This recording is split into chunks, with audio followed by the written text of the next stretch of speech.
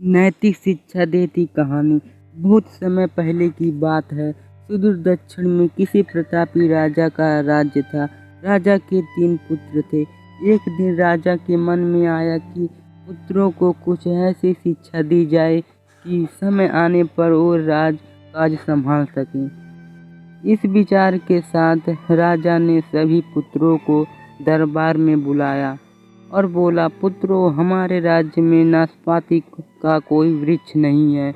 मैं चाहता हूँ तुम सब 4-4 महीने के अंतराल पर इस वृक्ष की तलाश में जाओ और पता लगाओ कि वो कैसा होता है। राजा की आज्ञा पा कर तीनों पुत्र बारी बारी से गए और वापस लौट आए। सभी पुत्रों के लौट आने पर राजा ने पुनः सभी को दरबार में बुलाया और उस पेड़ के बारे में बताने को कहा। रीडर तीसरी बकरी। पहला पुत्र बोला, पिताजी, वह पेड़ तो बिल्कुल टेढ़ा मेढ़ा और सूखा हुआ था। नहीं नहीं, वो तो बिल्कुल हरा भरा था, लेकिन शायद उसमें कुछ कमी थी क्योंकि उस पर एक भी फल नहीं लगा था। दूसरे पुत्र ने पहले को बीच में ही रोकते हुए कहा। फिर तीसरा पुत्र बोला, भैया, लगता है आप भी कोई गलत पेड़ देख आए, क्योंकि मैंने सचमुच नाशपाती का पेड़ देखा। वो बहुत ही शानदार था और फलों से लदा पड़ा था। और तीनों पुत्र अपनी अपनी बात को लेकर आपस में विवाद करने लगे कि तभी राजा का अपने सिंहासन से उठे और बोले, पुत्रों, तुम्हें आपस में बहस करने की कोई आवश्यकता नहीं है।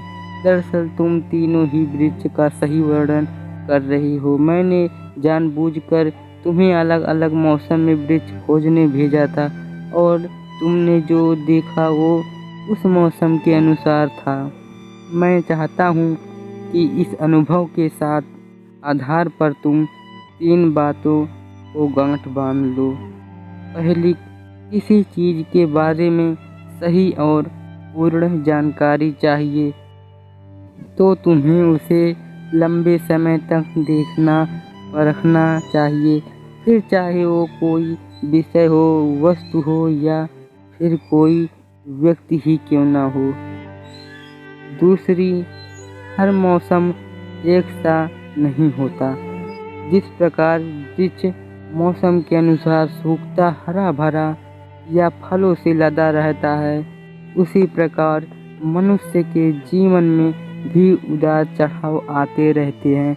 अतः अगर तुम कभी भी बुरे दौर से गुजर रहे हो तो अपनी हिम्मत और धैर्य बनाए रखो।